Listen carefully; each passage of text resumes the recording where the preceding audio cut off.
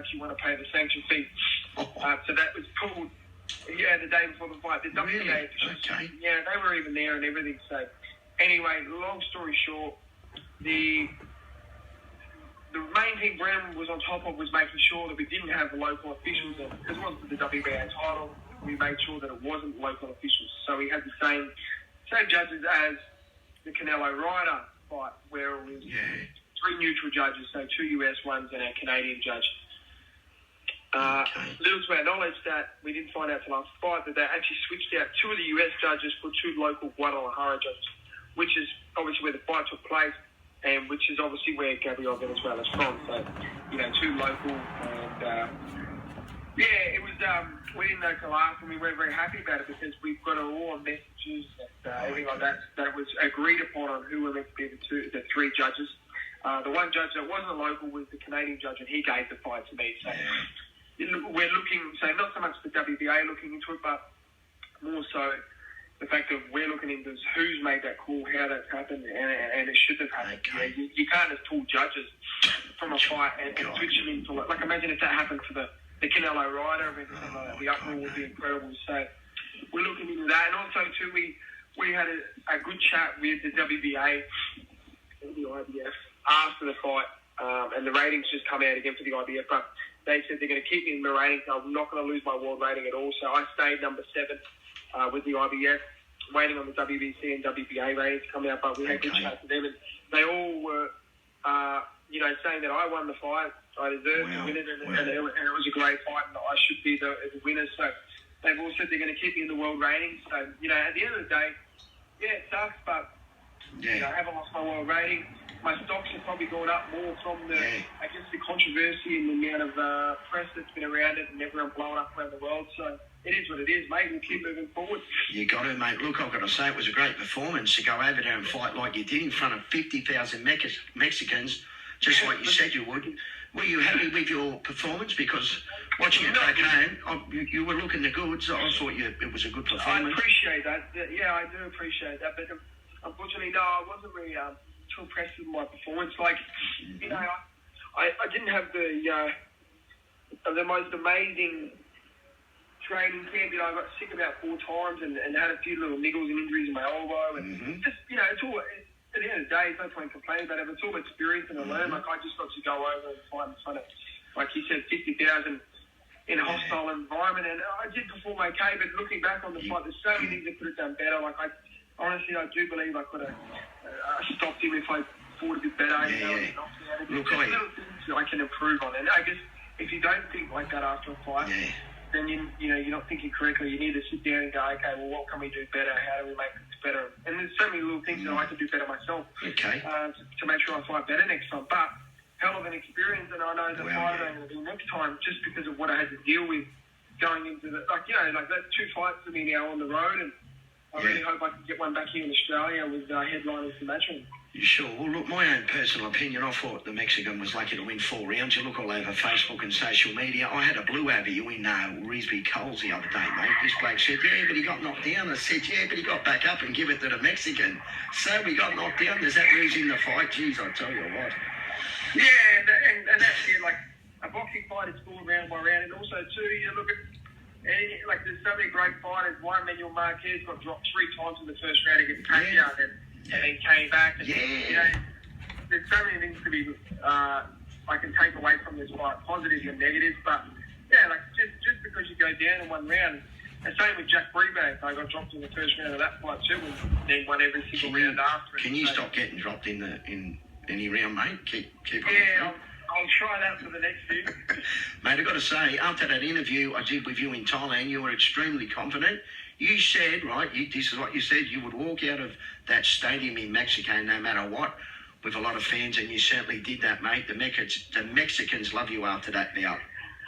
Thanks, mate. I appreciate that. They're all over you. But I got that many people come up to me in the arena, and I got that many messages after from a lot of Mexicans saying, we were there supporting Gabriel, but you won that fight. I had people tell me that in the venue, and a heap of messages after from even Mexican fans. So, and like I said, at the end of the day, for me, it's just about gaining as much traction and as much fans as I can for my career. I have a great style. it was the fight of the night. I was told by heaps of people, and that's what it's about for me, is putting on entertaining fights, and I'll continue to do that. Okay, what's the latest? You were offered Liam Parrow's opponent yesterday. Unfortunately, Liam Parrow was out injured, so you got offered that opponent. What happened there? Well, I think they'll just put I see that the WBC title for Regis Prograde was Liam Parrow's pulled out of an injury I've seen, and I think they'll just put the feelers out on a heap of different fighters from the Matchroom stable who could jump in and fill in. But unfortunately, I've got a bit of a sore hand, and from that fight, I'm going to get some scans done to make sure it's not broken, and obviously being on holidays for 2 weeks for my engagement, so it didn't sit right with us, the time frame and everything like that. But we'll continue to get back to the gym on Monday, and we'll keep moving forward. Okay, the IBF champion is Subriel Matias. Have you seen him? Would you be interested in fighting him? And also, I've watched him fight, and I actually think he's probably, they're all hard fights. When you look at Subriel Matias, you look at Josh Taylor, you look at Regis, and you look at now you look at Rolly Romero, who's the WBA champion. They're all hard fights, and if you want to be a world champion, you have to be able to beat this kind of level of fighter. So exactly. I back myself in any one of those fights, and you have to pick that. If you want to be a world champion, then I always think if you're not in it to be the best, then why are you in it? Well, the WBA champion is Alberto Pulo as well. Would you, of course, you'd fight him? No, he's out. He's actually the champion in recess at the moment because he got caught with performance-enhancing drugs. On the weekend, Rolando Romero just beat that older fella with a controversial stoppage. Tony Weeks jumped in and stopped him very early. Bit of a poor decision. So he's the WBA champion, and the other he's sort of the champion of recess until they sort of uncover more of the banned substances that were found in his system. So for me, mate, I'd be interested in any single one of them because at the end of the day, it's a world title fight. So why not? Okay, nothing's on the horizon in the pipeline? No, not particular. I mean, for me, it's get back to the gym, keep improving, keep getting better, and fix the things that I did wrong in that fight and how I can always be better. The idea is to fight August, September.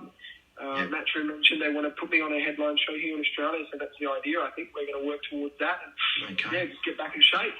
You've got a very professional team there, mate. Talk about levels. I just love the way you just pack your swag, jumped out of that ring, you and Brendan and the team, and just you didn't complain, mate. You're full-on professionals, mate, just the way you conduct yourselves. Must have been bloody disappointing walking back to them sheds, mate. Yeah. It's funny, you warm it up, you do all that, or you train in your whole camp, and the next minute you're in the back room and it's over before you know it. Sometimes, and you go, fucking hell, what could I have done different? What could I have done here? So you never get those moments back after. But, we weren't too down for too long. Yeah, what could have you done different, mate? Nothing. The judges, it was corruption at its best, mate. You know what amazes me? They can do it right in front of the whole world's watching. The whole world's watching, and they do it right blankly, right in front of millions of people's eyes. It's unbelievable. Yeah, I mean, that one judge gave Gabriel 6 rounds, which is absolutely ridiculous. That's corruption. It sure is. Okay, mate, you met the great Canelo Alvarez. What was it like meeting him? Was that the first time you met him? I'm only asking you that because I've seen a great picture of you and him on Facebook. Yeah, honest to God, I only met him for about 2 minutes. It was when he was coming back to mate, when we went in, Jackson and some of the other boys went out and seen him, and Bilal and that went out to watch him train. And I wasn't too interested, to be honest, because I had my own job at hand. So I had some training to do and stuff like that. So I didn't want to get too caught up on that stuff before the fight. But after, I went over to him and I asked him if we could get a quick photo, and he said I had a really good fight and everything like that. So I asked him to get a quick pic together. But before the fight, mate, it was all strictly business for me. I didn't really want to worry about any of that stuff. And but it seemed all right at the bike. Yeah, that's good. You met him, eh? I seen Bilal Akaway was with you as well.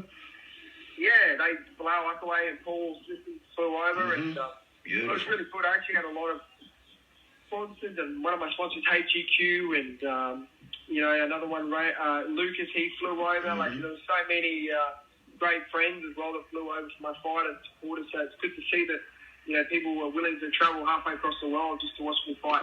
Well, I went excited to fight back in Australia and how big it's going to be. Well, me and my brother went halfway around the world to come and watch you train, mate, and sort of join you. Exactly. I thought you were there some Chris Brown concert, weren't you? Yeah, mate, yeah. How'd you know? I wasn't there. I wasn't. Okay. But, we had that interview in Thailand after one of your grueling sessions, and we said, we'll do this interview with Victorious. And, mate, to me, it still is a victorious interview. Just two judges got it completely wrong and utterly wrong. Yeah. Yeah, it seems that way, but anyway, thanks, Paul. No worries, Steve. Any more shout-outs before we go? I think you've covered everybody.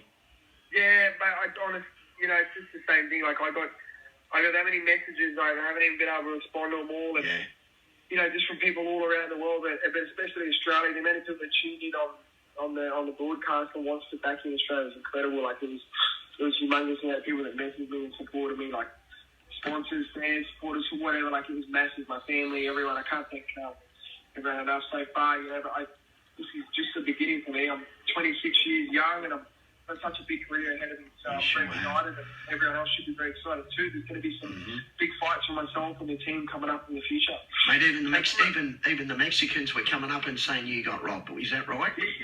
Yeah. How many Mexicans would have come up to you and said you got done it, mate? Probably like 30, 40 at the venue, but then I got a heap of messages asking fights. So, it's just one of those things, isn't it? It sure is. Okay, Steve, thanks for coming on the show, mate. That's all right. Thanks very much for having me on, Paul. You're a bloody legend, mate. I'm playing this song. This one's for you, mate, as we go to a break. Thanks, mate. Thanks a lot for coming on the show.